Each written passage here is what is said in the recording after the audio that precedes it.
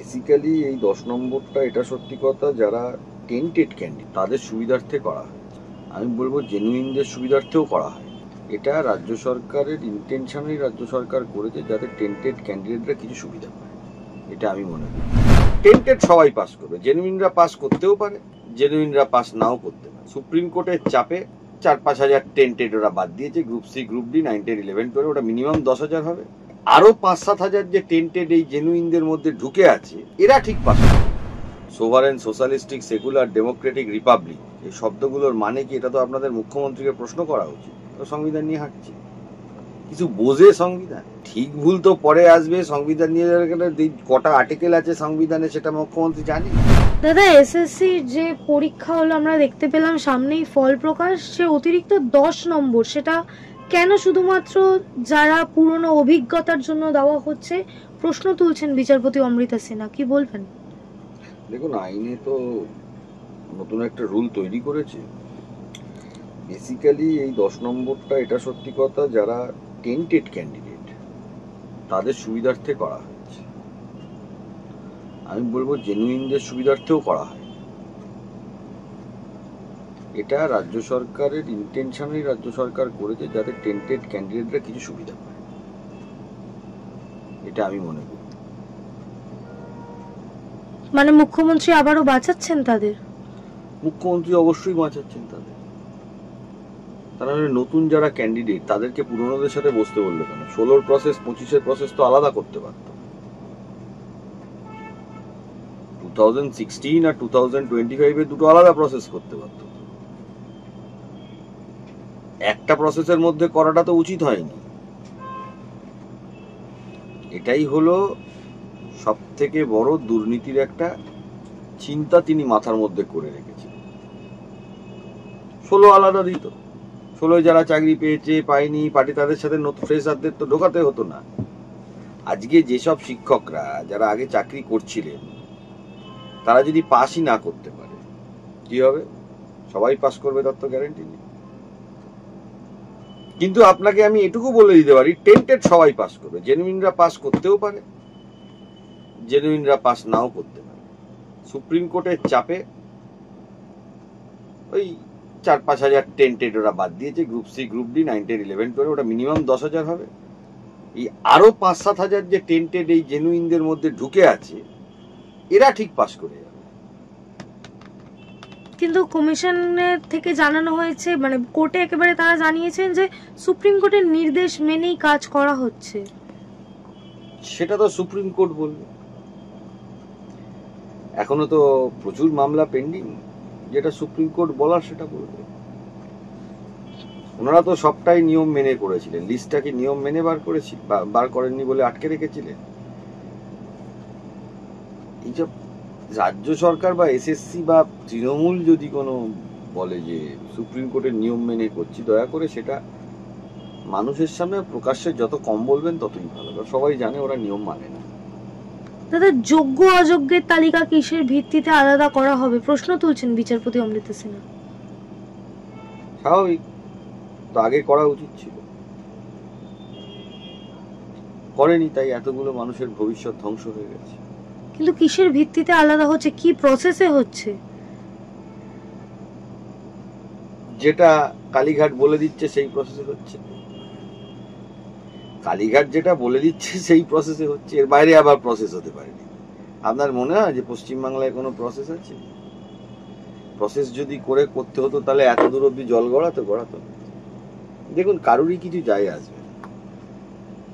কিছু গরিব বাড়ির ছেলে মেয়েদের জীবনের সর্বনাশ হয়ে যাবে, এর বাইরে কিছু হবে না। দাদা, গ্রুপ সি, গ্রুপ ডির যে তালিকা বেরিয়েছে 3,512 টেন্টেড ক্যান্ডিডেটের তালিকা, সেই তালিকা কি স্বচ্ছ? আমি মনে করি না স্বচ্ছ। আপনাদের হিসাব অনুযায়ী সেটা কত হওয়ার কথা? মিনিমাম 4,500 থেকে 5,000 হবে, আরো প্রায় ডবলের কাছাকাছি ফিগার হবে।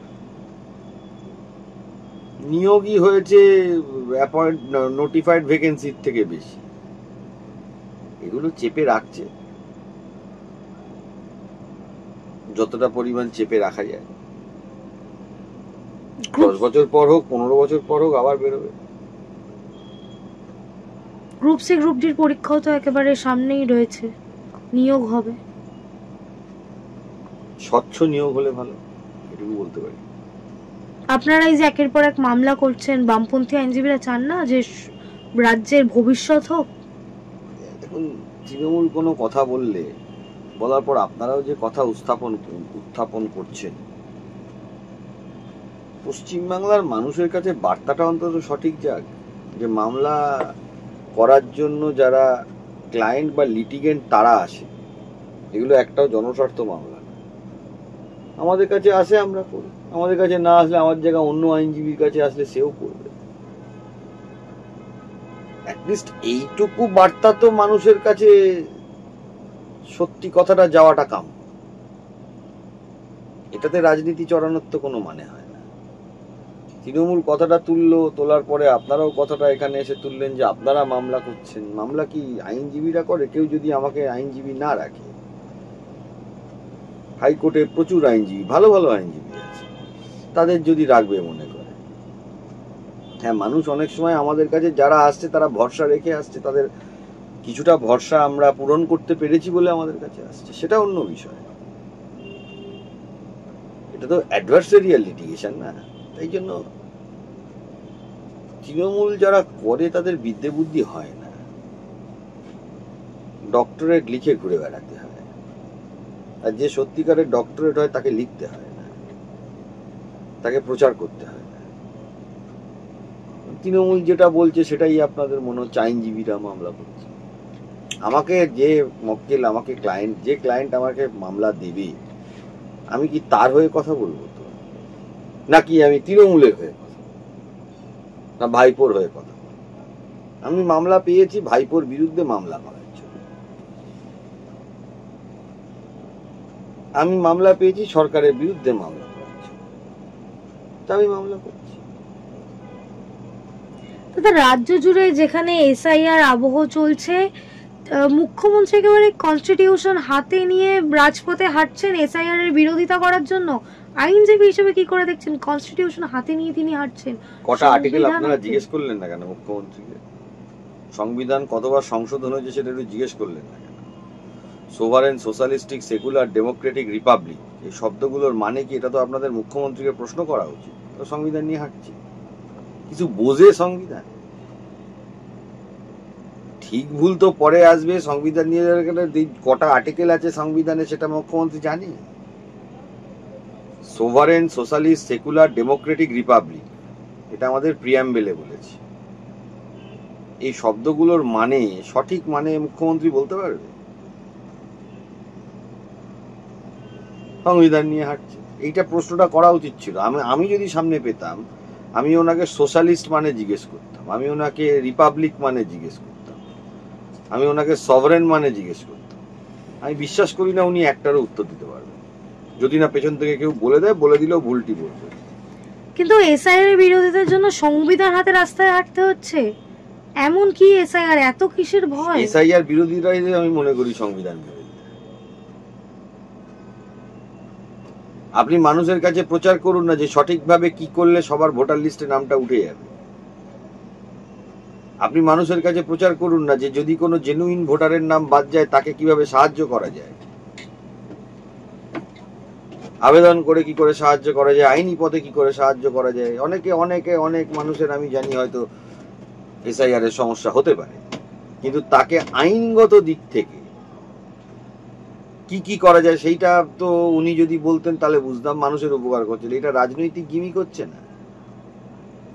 আর এসআইআর কি আপনার ভারত সরকার করছে না? এসআইআর কি মমতা ব্যানার্জি করছে? পশ্চিমবঙ্গ সরকার করছে না? নির্বাচন কমিশন করছে, একটা ইন্ডিপেন্ডেন্ট সংস্থা। ভারত সরকার করছে না।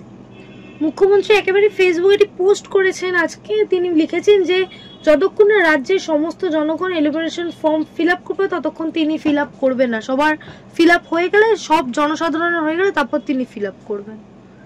এটা ওনাকে আসতে বলবেন, যাতে করে উনি ফিল আপ না করেন। সেটা বলবো, দেখবো যে উনি ফিল আপ করেননি। খুব ভালো হয় উনি যদি ফিল আপ না করেন, সেদিনটার অপেক্ষায় থাকবো। কেন অপেক্ষায় থাকবো? আমরা দেখতে চাইবো না? উনি যখন বলেছেন আমরা দেখতে চাইবো না, এটা হয় কখনো? দাদা একেবারেই শেষ প্রশ্ন, আমরা দেখলাম সেদিন শুধু মুখ্যমন্ত্রী না, অভিষেক ব্যানার্জিও তার সাথে হাঁটছিলেন একেবারে রাজপথে। সেক্ষেত্রে অভিষেক ব্যানার্জির নাম প্রাইমারিতে চার্জশিটে রয়েছে, সিবিআই এর যে থার্ড সাপ্লিমেন্টারি চার্জশিট সেখানে, এরপরেও তিনি রাস্তায় হাঁটছেন, আন্দোলন করছেন, এসআইআর এর বিরুদ্ধে আন্দোলন করছেন, বক্তৃতা দিচ্ছেন। গ্রেফতার কবে হবে? সেটা যারা এজেন্সি তারা জানে। এইখানেই তো আমার সব থেকে বেশি দুঃখের বিষয় বলতে পারে, ডাকাডাকিও করে না। আগে ডাকতো যতদিন কোর্ট মনিটর করতো, ডাকাডাকি ব্যাপার কেন সেটা তারাই বলতে পারবে। কেন তারাই বলতে পারবে? তাহলে কি বসকে সত্যি কেউ ছুতে পারবে না? ছুতে পারবে না, ভারতবর্ষের যা আইন আছে কথাটা বলা ভুল।